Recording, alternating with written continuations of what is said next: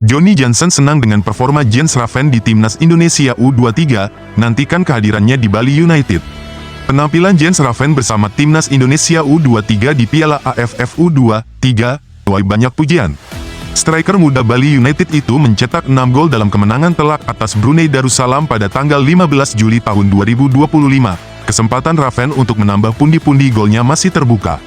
Indonesia dijadwalkan menghadapi Malaysia U23 di laga penentu grup A yang berlangsung Senin malam, tanggal 21 Juli tahun 2025, di Stadion Utama Gelora Bung Karno. Pelatih Bali United, Johnny Johnson, turut memantau kiprah anak asuhnya itu di pentas internasional.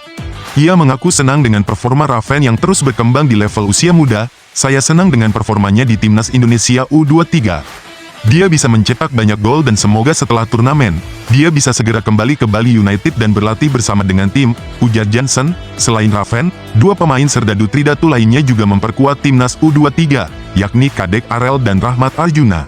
Nama terakhir mendapat perhatian dari seniornya, Irfan Jaya, yang memberi dukungan moral. Menurut Irfan, Arjuna masih butuh waktu untuk beradaptasi dengan tekanan bermain di level internasional. Namun, ia yakin sang gelandang muda bisa berkembang dan memberikan kontribusi besar.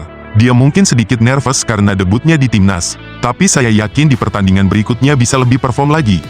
Semoga Rahmat Arjuna bisa menampilkan yang terbaik buat timnas bahkan bisa juara untuk Indonesia, ucap Irfan Jaya. Johnny Johnson juga mengisyaratkan adanya perubahan pola permainan Bali United musim ini.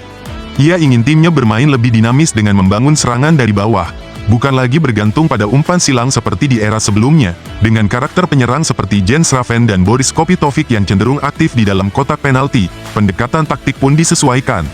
Peran mereka akan dimaksimalkan sebagai penyelesai akhir dalam skema bola-bola pendek. Sekarang bisa dilihat kami memainkan bola dengan cara berbeda. Saya melihat ada banyak bola yang masuk ke kotak penalti saat melawan Bayangkara FC. Tapi, sebelumnya, kami harus bisa memastikan bola bisa sampai di kotak penalti atau tidak, jelas Johnson. Ia menambahkan bahwa umpan silang tetap digunakan, tetapi bukan lagi sebagai opsi utama. Umpan silang tetap jadi bagian dari strategi. Namun, kami ingin membangun serangan dengan baik dari belakang terlebih dahulu, tambah pelatih anyar Bali United itu. Begini kondisi Komang Tri pasca alami benturan saat latihan bersama Bali United dengan Bayangkara. Pemain belakang Bali United FC, Komang Tri Artawiguna mengalami benturan dengan rekannya Iwayan Artawiguna saat latihan bersama dengan Bayangkara Presisi Lampung FC hari Sabtu. Jelang 3 menit turun minum, Komang Tri yang mencoba menghalau arah bola lawan berbenturan dengan sang penjaga gawang yang mencoba membuat bola. Alhasil, kepala Komang Tri alami benturan yang sempat membuat dirinya terjatuh dan sempat tidak sadarkan diri.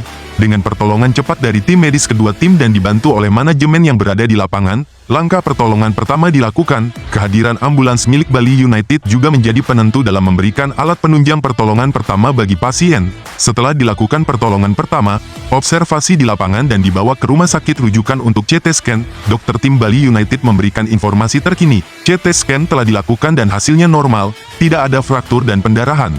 Namun untuk sementara waktu, kondisinya masih akan dipantau dalam 1 hingga 2 hari ke depan, ungkap dokter. Ganda putra